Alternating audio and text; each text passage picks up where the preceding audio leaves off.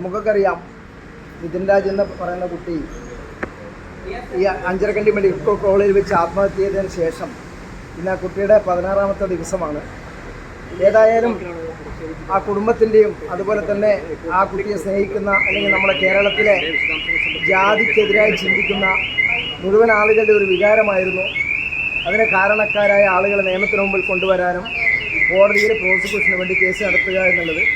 ഏതായാലും നമ്മളെ കേസിൽ റാം എന്ന 1-ാം പ്രതിയെ കോടതി മുൻകൂർ ജാമ്യം നൽകേണ്ടതില്ല എന്ന പ്രോസിക്യൂഷൻ്റെ വാദം അംഗീകരിച്ചിരിക്കുകയാണ്. ഏതായാലും അദ്ദേഹത്തിന് ജാമ്യം നൽകരുത് എന്നുള്ള വാദം അംഗീകരിച്ചുകൊണ്ട് കോടതി ഉത്തരവായിരിക്കുകയാണ്. അതാണ് അതിനെ സംബന്ധിച്ച് ഇപ്പോൾ പറയാനുള്ളത്. 2-ാം പ്രതിക്ക് ജാമ്യം അനുവദിച്ചിട്ടുമുണ്ട്. അതേതായാലും വിധി പരിശോധിച്ചതിന് ശേഷം മാത്രമേ അതിനെ സംബന്ധിച്ച് പറയാനുള്ളൂ. എന്താണ് ഏതായാലും നിങ്ങളുടെയൊക്കെ ആകാംക്ഷ 1-ാം പ്രതിയെ അറസ്റ്റ് ചെയ്യുന്നില്ല അല്ലെങ്കിൽ 1-ാം പ്രതിക്ക് ജാമ്യം അനുവദിക്കുമോ എന്നുള്ള ആകാംക്ഷ ഉണ്ടായിരുന്നു.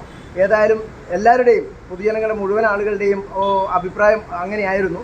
നമ്മളെ പോലീസിനെതിരായും അതുപോലെ തന്നെ ഭരണത്തിനെതിരായിട്ടൊക്കെ ചില വിമർശനങ്ങൾ പോലും വന്നിരുന്നു. 1-ാം പ്രതിയെ അറസ്റ്റ് ചെയ്യാൻ സാധ്യതയില്ല അല്ലെങ്കിൽ ജാമ്യം കിട്ടാൻ സാധ്യതയുണ്ട് എന്ന രീതിയിൽ. ഏതായാലും കോടതിയിൽ അദ്ദേഹത്തിന് തിരിച്ചടിയെ നേരിട്ട് നിങ്ങൾക്കറിയാം, ജാതിയുടെ പേരിൽ പോലും കോടതിയിൽ തെറ്റായ പ്രസ്താവന നൽകി രക്ഷപ്പെടാൻ വേണ്ടിയുള്ള ശ്രമം അദ്ദേഹം ആരംഭിച്ചിരുന്നു. അത് പ്രോസിക്യൂഷനും പോലീസും പരാജയപ്പെടുത്തിയിരിക്കുകയാണ്. മറ്റു കാര്യങ്ങളൊക്കെ അന്വേഷണ ടീമും അതാത് സമയങ്ങളിൽ അത് തീർച്ചയായും പിന്നോക്കാരനാണ്, OBC ആണ്, SC അല്ല. അദ്ദേഹം പറഞ്ഞത് ഞാൻ ഷെഡ്യൂൾഡ് രേഖകൾ ഹാജരായിക്കൊണ്ട് അദ്ദേഹം ST ഗ്രൂപ്പിൽ വരുന്നതല്ല, അതുകൊണ്ട് തന്നെ നിയമത്തിൻ്റെ പരിരക്ഷ അദ്ദേഹത്തിന് കിട്ടേണ്ടതില്ല എന്നുള്ള വാദം ഉയർത്തിയത് അത് കോടതി അംഗീകരിച്ചുകൊണ്ടാണ് ജാമ്യം കൊടുക്കാതിരിക്കുന്നത് എന്നാണ് ഞാൻ മനസ്സിലാക്കുന്നത്. ജാതി അധിക്ഷേപം തുടങ്ങിയ അതില്ല എന്ന് തുടങ്ങി അവരുടെ വാദം കോടതി അംഗീകരിക്കുന്നില്ല എന്നൊക്കെയാണ് മനസ്സിലാക്കേണ്ടത് അല്ലേ? അങ്ങനെ പറയാൻ കഴിയില്ല. ജാതി അധിക്ഷേപം ഉണ്ട് എന്നുള്ളതായിരിക്കുമല്ലോ സ്വാഭാവികം.